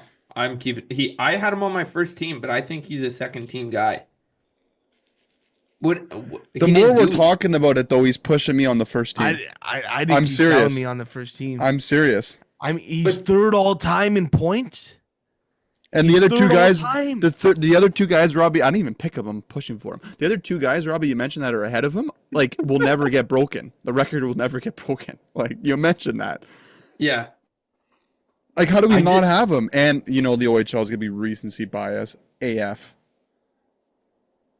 I just think if you look at the body of work, Okay, how about this? Sorry, I'm going to interrupt you. I'm going to put this in your head. both of you. Goyette, all time is sixth all time. That includes like from the Wolves history. Okay, how about who's this ahead one? of who's ahead of him on your list? I only have Jamie Um, Matthews and Norm Millie. Jamie Matthews, Norm Millie, Ron Duguay, Mike Foligno, Rod Shutt. Oh, Nothing with their career, their milestones, captain of NHL teams. Let's just put this in your head, both of you. Was David Goyette a better OHL player than the Folignos? no, not even close. OHL player. I'm not talking what they were doing in From professionally. 2000 to 2025, David Goyette is the all-time leader. 282 points in Mic drop. 197 He's on games. my first team now. He's on my first team. He did it in 3 years, guys. He's on my team. 3 years. He's on my team. He's on my team. So how about this one for you guys? If he came back this year and didn't play in the AHL, like he could have. I know. Like, come on. He'd be the best player in the OHL. So, is he better than what the Folignos were at OHL hockey? Is the question we're asking. They just never won anything, dude. Nor did no one won anything. No one did except, the Folignos. except Nick. Like, you got to Easter Conference. You got to OHL final. He took us to a land that we've never been to since. That's why Nick's on my first team. So you want to go Nick and Goyette? And Byfield? I think Nick and Byfield. Byfield for sure, but I would actually argue Marcus over Goyette. Yeah. I'm not going to die on the hill because I had Goyette on my first team, but the point totals, it's hard to keep him off. A million points. So we're giving Nick the benefit of the doubt over his bro. If we were to choose one of them, we can't do both. I don't think we can do both. Okay. Like I'm so satisfied with Nick Foligno, Quentin Byfield, David Goyette on my first team. Okay. Yeah, I think Tom. I think you do put it in like strictly OHL, strictly OHL. Like I did. Yeah. Don't think about how Strictly- Nick's made $60 million and Goyette probably will only make. I'm not gonna tell him how much he's gonna make, but you know what I mean. Like Yeah. career alone in the OHL, like Goyette was a way better hockey player. Yeah. Now, would I take Marcus on my team any other day of the week over Goyette? Yeah, 100%. But like, if we're talking the last 25 years in that window, it was Goyette. And I didn't even have him on my first team, and now I'm pushing for the guy. Tricky question. I didn't either. Who would you rather build your team around, Marcus or Goyette? I think it's actually a tricky question. What, like during that time? Like at their peak At their peak? in the OHL. It's different eras of hockey, though, man. Like, Yeah. like when Goyette was going, it was run and gun 8-7 hockey games. When Marcus was playing, it was 2-1 empty netters. You know, Marcus would terrorize this league, like in his OHL. Yeah, Brazil on steroids. Yeah. Okay, so we got a first team. No? So Nick and Goyette, that's where we're going. Nick, Goyette, Nick gets the edge because of 06-07 and points. I think so, in total points overall. So we have 3 members from that team actually in the first team. I think it's the greatest Wolves team of the era. Yeah, how do we not have that? That's right. So Farthest they went. Nick and Goyette. And Byfield. And Okay. we Johnny got D. Mark Stahl and Frankie Corrado. and Versa on D and UPL. Yes. Okay. Uko So let's go. Peko. Let's go to the second. Okay. This one's Let's easy go now. to the second team. This one's easy now. So we got Garrett- Marcus, Scarbosa, Scarbosa, Benoit Pouliot. and Wapulia. You want to push for anyone else, Robbie B, or what? Who do you got? Who else you got, Robbie? I'm thinking Storts. Whoa. Okay, then. I would put How about I'm gonna push for my boy Bobby Show? What the hell? Most consecutive games played. Okay, ever. you can push for Bobby Chaumont. Al, you're talking those 3-3s. He's played all of them. 275 No injuries games this- straight. he really wants Benoit Pouliot though. Like I really know he wants. does. Well, I do like Storts. Is he all time material though? I don't know. Okay, so we have 2 of the 3. I for don't sure. I don't know enough of that era. I don't know enough of that era. Me neither. I can tell you enough of that era that he had 746 penalty minutes in 247 games. Like that's So, Tom- insane, guys. Tom also has a point though. From 2025, Bobby Shaw was 5th all time. Oh, dunk. My In boy front of Bobby him Shaw. are Goyette, Musty, Levin, Dalek. 4 seasons of 20 or more goals and led the team in scoring 3 of those 4 years. Yes, dog days for the Wolves. He holds the Sudbury Wolves record for most consecutive games played, completing 4 straight seasons, 272 games straight. I think the Wolves were bad those years too. They were bad. Yeah. 272 games without missing a single one. Wow. Yeah, that's impressive. I'll say that. Yeah. So Scarbosa, Nicky Foligno, we can debate on that 3rd spot. It's between who? Marcus, Scarbosa, Marcus, Sorry. and then there's Pouliot, Bobby Shaw.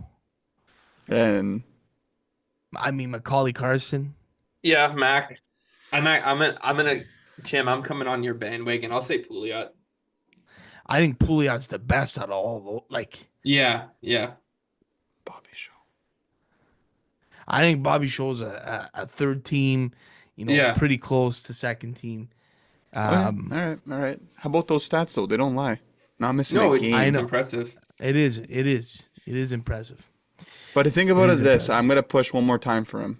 Okay. I'm not. He wouldn't even probably be a consideration if he missed 5 of those 270. I guess. Yeah. He I mean, is a has that consideration record. He has that because of record. having that record. Yeah. Yeah. If he missed 1 every 25 for whatever maintenance or injury, suspension, whatever the case was, he wouldn't even be in contention. We probably wouldn't even be talking about him right now. I really like Marcus Scarbosa Pouliot. I'll be Okay, honest. all right. Yeah. I really that like too. that. All right. Okay. All right. Let's look can at I drop defense. one This more? is gonna get. Hey, sorry.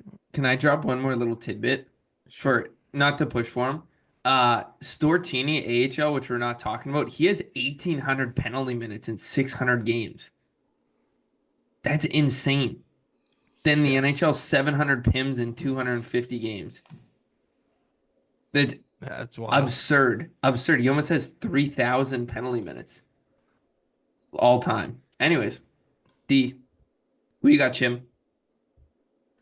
Since Tom has no one, I got no D. On my I got a second list of team, 4 for you. I think we have to have him in, and we probably don't know much about this person, but his stats do not lie. Alexei Semenov. I don't know if you guys even Wasn't on my heard. list. Yeah. Alexei Semenov was very good. Very good. And again, I'm open to debate, but you could take a look at his stats. Give me him. Give me him, Chin. I will give you them. Hold on, let me pull it up here. He had as a defenseman, he had 107 points in 130 games with the Wolves, and that was in 2 years. He did that in 2 years. He's 5th all time from 2000 to 2025, and he's played, 100 less games than Diversa and others on that list. So, Okay. and I don't know much about him. talking to past Wolves fans, people do agree. People do remember and how good Semenov was, but that's up to debate. I also have, and then it's tough. It gets tough. This person, again, had a short amount of time with the Wolves, but I feel like OHL, he was great. Like Jack Thompson, I think has to get considered. I think there's other players.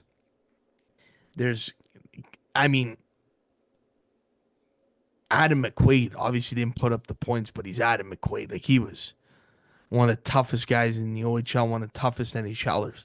So Yeah. those are kind of where I'm going around. I mean, there's Josh McFadden. I remember how great that's Josh McFadden was. I don't think he's all-time team material though, but he You don't did think? have. Why not? Just compared to the other guys, I don't know. Like his career, again, we're focusing on OHL career. Then he definitely is in consideration. But let me ask you: do you have Kyle Capobianco in this? My second team, I had McFadden and Capobianco as the 2D. Because the argument that you can make for McFadden over Semenov, also, I would like to point out that Semenov played his first year was 98 to 99 with the Wolfers. He only had 3 points, but his second year was 99 to 2000. So does it He's out. count?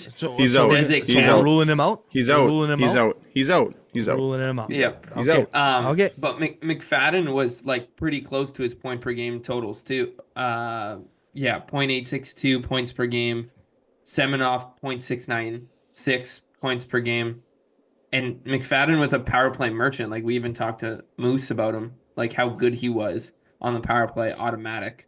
So Capobianco's tough too because he was a long time Wolfer, but like if those teams were better, I think he would have put up more points too.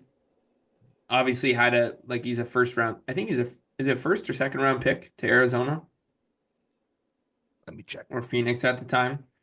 I also had McQuaid, Jim, Justin Sefton, again not a Third points rounder. guy. Third rounder. Oh wow. Third rounder. Capobianco. And then like I said, Parada would be on my Thanks. Good to hear that name. lower Now. on.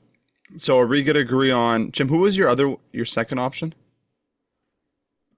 I had Jack Thompson, but I don't know if it's enough. I don't think it's enough anymore. I don't think it's enough anymore. I don't think it's enough. Either. No. I don't. Yeah.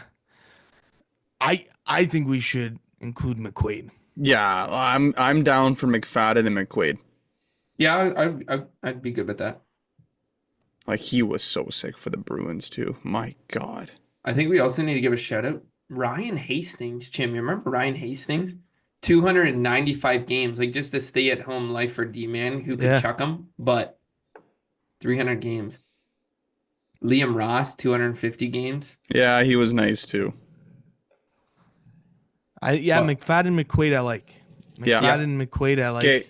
Okay, done. Who's the tendy? Ooh. Well, so there's a few to pick from. No. A few to pick. No. I think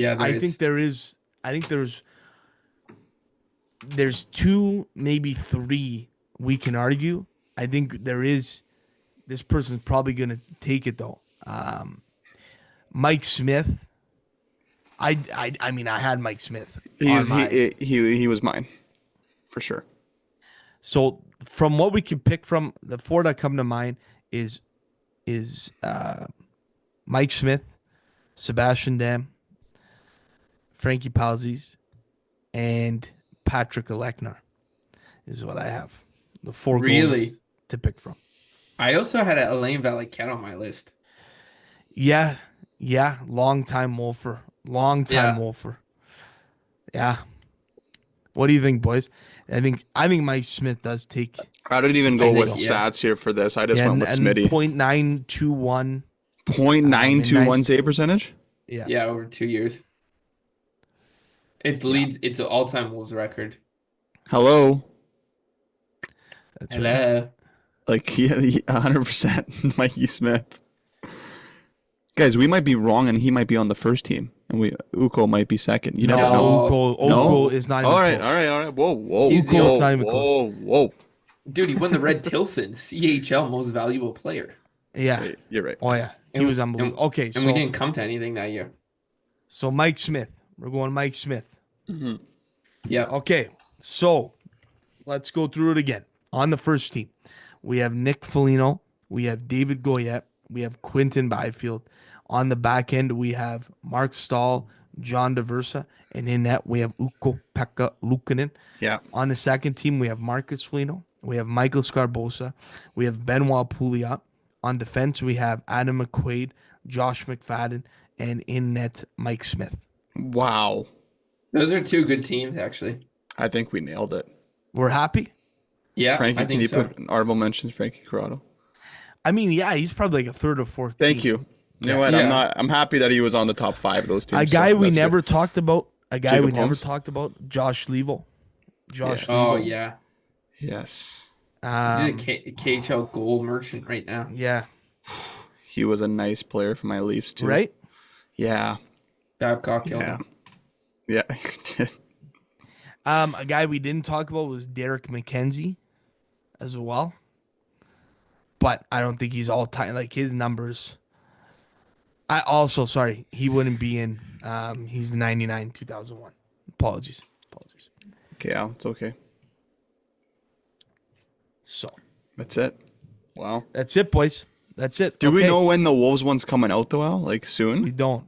Maybe we'll get this out before the OHL does. See if we I would can like to. make any influence here. All right. Ah. That's gonna do it for this special edition of the 4-pack, folks. Thank you to Thread the Needle, and we'll get on with Just Missed It.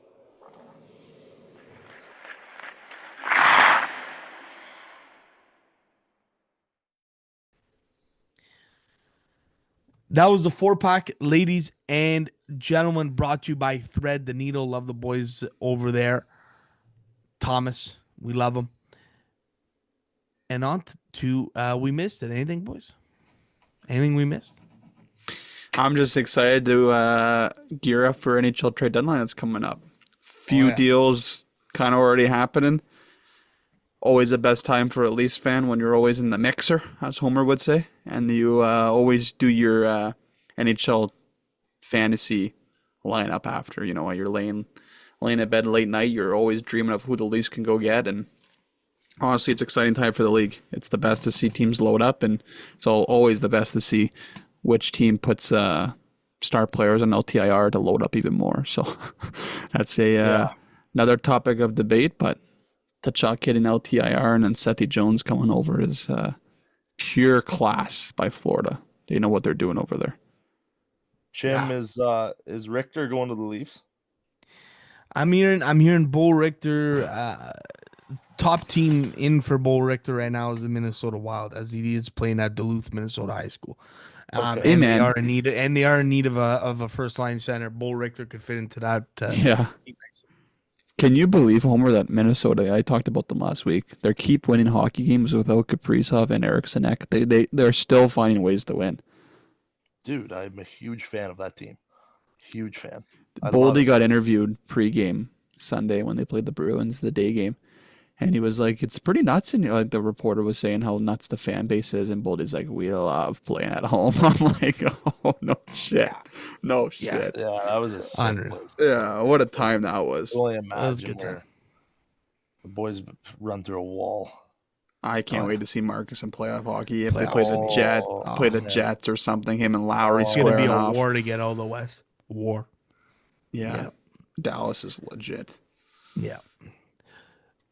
All right. Yeah. No kidding. Homer, by the way, bud, you didn't make either of my teams for the quarter century decide. I would hope not. Well, It's you're on terrible. you're on my third team, maybe You fourth did team. get some votes from the people, Homer. Yeah, all my family. Homer, Yeah. Homer, you haven't listened to 4-pack. Like, you want to give us a quick who you'd have? Like, I know Yeah, it's tough. I can try. Like, here, how about this? I'll give you this one. Is Goyen on your first team? Yep. All right. He was for us. We had a really good debate about that, but Originally but- wasn't, and then originally he wasn't. Yeah, and then we caved because he's got 1,000,000 He's points first for that all time. franchise. he's first in the quarter century club in points. Yeah, like him. I think you gotta put Q. Yeah. Oh yeah. He Hey was there. man. Yeah, Hey he man. was there. Yeah. A toss up between the Felinos. Homer. Yeah. You're Homer went Which into one the did we go with? Which one did we go with? Nick probably Yeah. Yeah. for You're on first it. team. So there's your Yeah. first three forwards. The The D Defense are will be hard for you to guess. Yeah. D's hard. Your One's goalie was Luke. Lukanen. Yuko, Yeah. right? Go Pecco. Yeah. Lukanen. Yeah. D. Okay, give me some hints on D. Okay, Thunder Bay boy, NHL stud. Well, was. NHL stud. No, he wasn't a No, stud. like he was. He made 50 sheets in his career. What does his last name start with? An S. He's got 4 brothers. Yeah. Stahl. Yeah. Okay. The other D is tough. The I other didn't one even, you won't know. Yeah, you You won't won't. know. I guess What's his Frankie Corrado, but It was his wasn't. partner. It was his D partner. Okay. He Team won. 2. Okay. You're Marcus. Yep. Yeah. You're going vintage here though now. Am I? I gotta go. I gotta think. Like. Yeah, um, I don't know you how don't- deep your Wolves history is, but yeah. Would you know Scarbosa? Yeah. Scarbosa.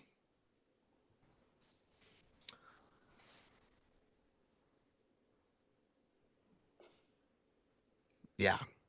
Anyways, that's all we Is got, that? bud. Yeah. Did you have Tomer on the on D? He was a debate. consideration. He was Yeah. a consideration. You It was see, close. like I Probably just not enough time. he's no, like Homer should have stayed put. I think yeah.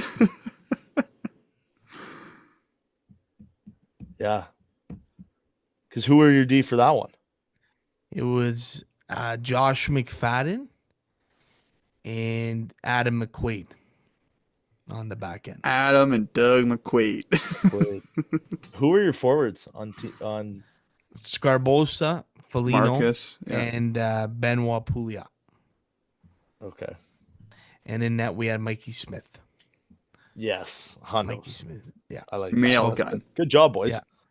Yeah. Well done. But we Well, had a that- 30-minute, hour, 45-minute debate. That can almost be the whole That pod. was good. Good. It was good. All right. All right, folks. Well, that's going to do it here for week 195 of Behind the Bench. We'll be back for 196 next week. Take care, folks. We love y'all.